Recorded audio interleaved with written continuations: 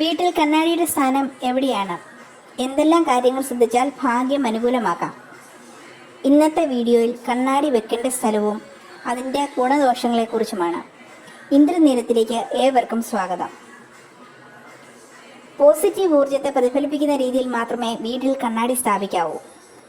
ധനാഗമനത്തെ വികർഷിക്കുന്നതിനാൽ വടക്ക് ഭാഗത്ത് ദർശനമായി കണ്ണാടി വെക്കരുത്. ദിവസവും ഒരു തവണയെങ്കിലും കണ്ണാടി നോക്കാത്തവർ വിരളമാണ്.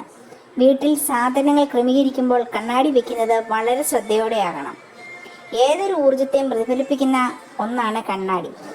ചുരുക്കി പറഞ്ഞാൽ പോസിറ്റീവ് ഊർജത്തെ പ്രതിഫലിപ്പിക്കുന്ന രീതിയിൽ മാത്രമേ വീട്ടിൽ കണ്ണാടി സ്ഥാപിക്കാവൂ. അല്ലെങ്കിൽ ദോഷമാകും പരിണിതഫലം.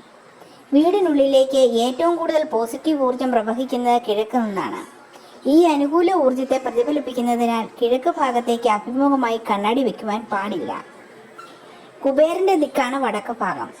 ധനാഗമനത്തെ വികർഷിക്കുന്നതിനാൽ വടക്ക് ഭാഗത്ത് ദർശനമായി കണ്ണാടിയരുത്.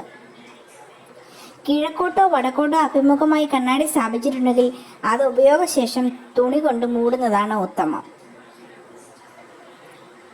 വീട്ടിലെ ഏറ്റവും പ്രധാനപ്പെട്ട ഭാഗമാണ് പ്രധാന വാതിൽ.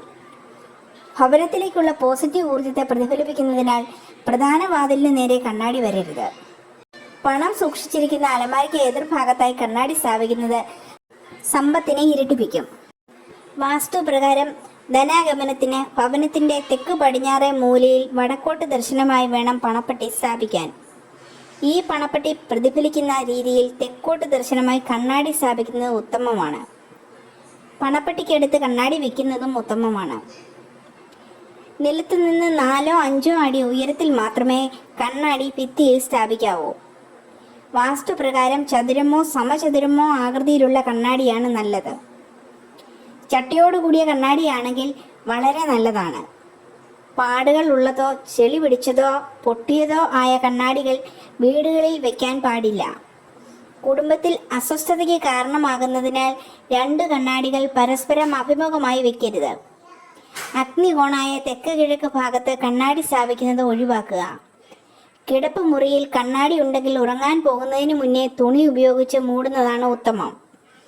കട്ടിലിൻ്റെയും സോഫയുടെയും പിന്നിലായി കണ്ണാടി സ്ഥാപിക്കരുത്. ബാത്റൂമിൻ്റെ കിഴക്ക് അല്ലെങ്കിൽ വടക്ക് ഭിത്തിയിൽ കണ്ണാടി തൂക്കുന്നത് ആരോഗ്യപരമായി നല്ലതാണ്. പോസിറ്റീവ് ഊർജം പ്രദാനം ചെയ്യുന്ന ലാഫിംഗ് ബുദ്ധ പോലുള്ള വസ്തുക്കൾ പ്രതിഫലിക്കുന്ന രീതിയിൽ കണ്ണാടി സ്ഥാപിക്കുന്നത് വീട്ടിൽ അനുകൂല ഊർജം നിറയ്ക്കും.